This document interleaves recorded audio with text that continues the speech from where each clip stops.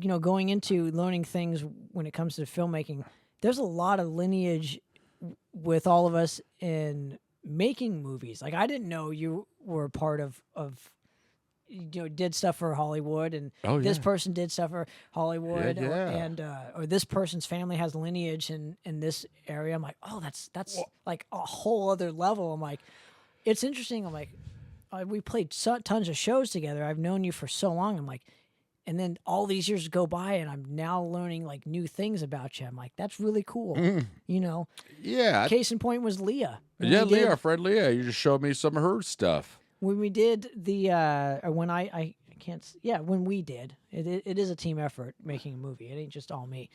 But when we did Sideshow, and I was telling Leah basically as like a bonus, because I was originally doing like a 20-year thing of 2000 till now or whatever of like the scene history, and then I just got like I'll probably revisit it at a certain point, but I just got really fed up with like the lack of support from bands. Like it was a lot of ego, not enough like the story wouldn't have been like what I wanted to tell because of Gotcha. too much of like me, and it's like, yeah, it's not about you or this, that.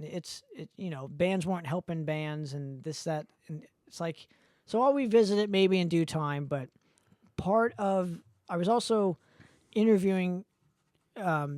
Part of it was I was interviewing, just like I wanted to get stuff on like Bionic Records and like stuff on how the importance of rehearsing for bands, and just back to the basics, and having a space to rehearse, just like Sideshow. So when I approached Leah to do that, I had told her that I was wanting to interview Sherman from Sideshow, and then she mentioned an offhand comment of, "Oh yeah, I made a movie there." And I'm like, "You made a movie?" I'm like, "Okay, we're gonna talk about this." Right, and then right. It led me into this whole other realm I would have never been able to go through. Yeah, a whole other door I wouldn't have been able to open had it not been for Leah. Yeah. And doing another film based on like something else that she happened to be a part of, and learning so many new things about our friends and like the people that I love in my life. Yeah, no, I can say it. You just showed me some of her films, and they're not available. Yeah, and I was actually really shocked that I've known her for many years, and that never came up once. And I was like, man, I'm really surprised you didn't do like more music videos, because I imagine a music video would probably be a lot easier than making a film. Well, I was hoping that maybe she would have sold, some copies at her table with her comics to like tie it in, because she was doing films based on her comics. Right. So it would have been a nice tie-in. That would have been great. That would have been a great tie-in. DVD package with the comic, and DVD. Because you could even do a small comic. $25. Totally. I would have throw paid some stickers, maybe a paid patch in there, a button. But I wouldn't have known any of this had it not been for me making movies. Right. So it's just like that's true. It's really true. interesting. Yeah.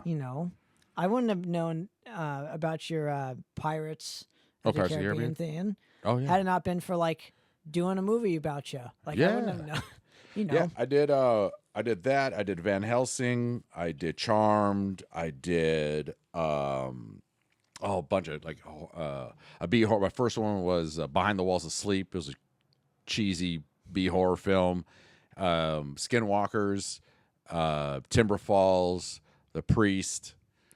Yeah, I think all of them so far. Yeah. Case in point, so you've done like big things, right? And it's just interesting. Like even on that level, you still work with unprofessional people, either above you or below you. Like you can't escape unprofessionalism. Can't escape it. Yeah, it's just wild. It's way wild.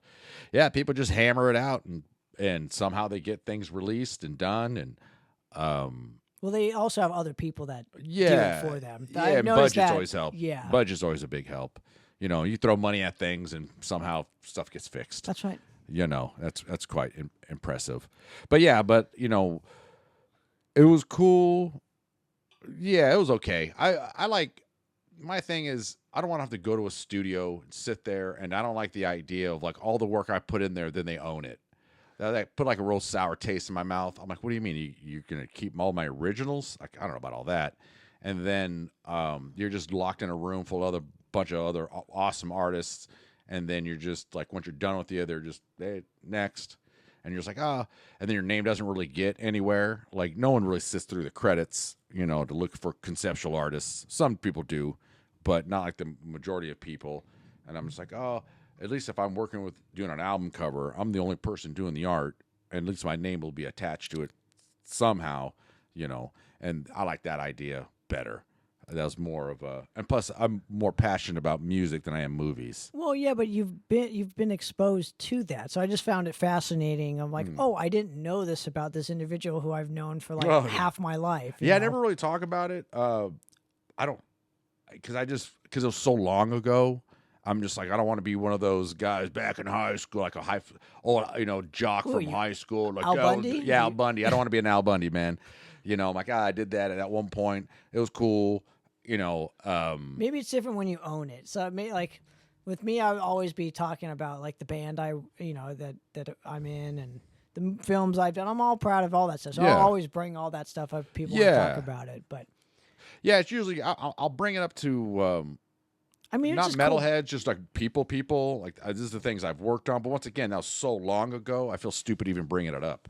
It's like, I know yeah, that's so long. It's I don't news, even. But yeah, I mean, would I do it again? Sure, if I had the opportunity. But am I searching for it? Not really. No. Well, you did it at a time when like there's, things weren't what they are now. So yeah. it's a little different now. Yeah, and I got lucky with it. I went to Comic-Con, and then this is right after I came back from Academy of Arts. I did some really nice pieces up there, and I had a splash page. Like back in the day, we just had one page on your website. What the hell is a Splash page is like, so on your website, it was just one page.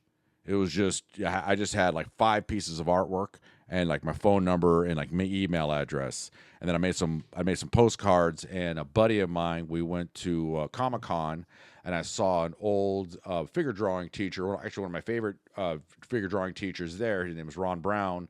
And I was just really excited because I haven't seen him in a long time. He has really great art. He's another great artist as well. And I was just like, hey, here's my postcard. And he was working in the movie industry at the time, and they needed more artists. And that's how I got the gig, was because of that. And then once I was there, and it was very short. It wasn't very long.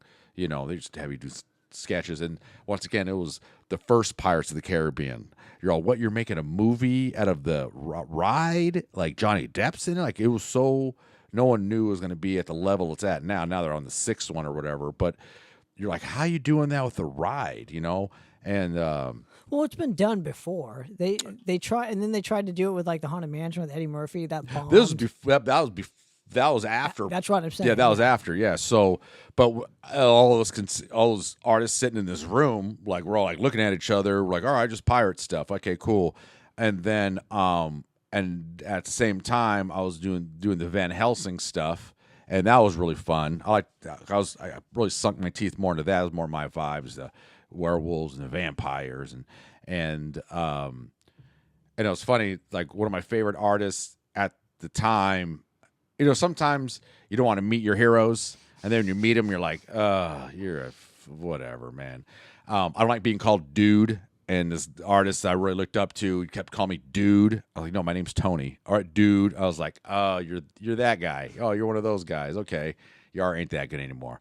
So that really put a bad taste in my mouth. The art director kind of put a bad taste in my mouth. Like, the whole experience was like, oh, this is gross.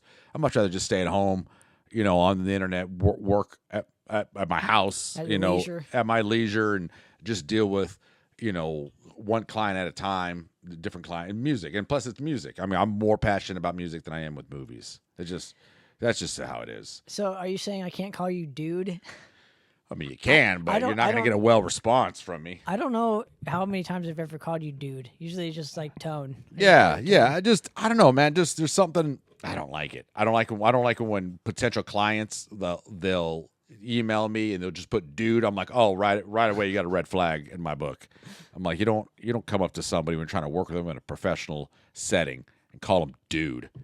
It's just like, ugh, it's so gross to me. I don't even like saying "Hey, man." Hey, It man. just- I mean, I don't mind that. Just a weird thing. It's just what a pet peeve I have. I always I like saying, hello. I'm talking about your first like inkling meeting somebody. Oh, Usually, yeah. like I try to be as polite and yeah, usually professional it's as possible. like hello, my name. Usually, hey is like something you use with like people that you have already known for years. Right. When I say hey man, Yeah, to that's you, fine. Yeah, I have that's, no problem with that. Usually it's just hey Tone. Yeah. Oh, yeah. Well, and once again, it was just, my first experience working in movies. Yeah. This artist, I've been a fan of this dude since I was a kid. I finally get to meet him. Right. I'm doing stuff that, because one of the things that people are having a problem with the bad pirates, they kept drawing them.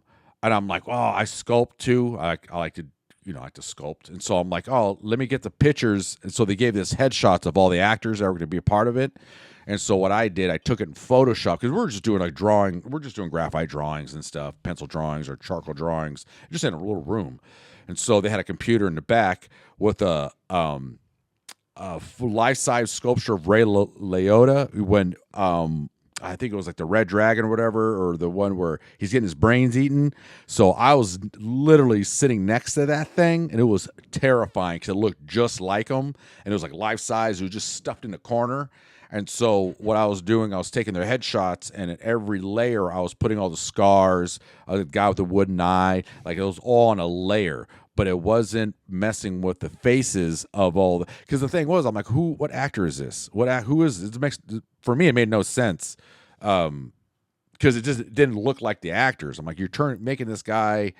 It just didn't. It was weird to me. So I'm like, oh, I want to hook up the special effects artists, and so that's what I did. And then I did some like zombies and stuff. That's no big deal. A zombie's a zombie. Just how many different ways you can draw a dead person.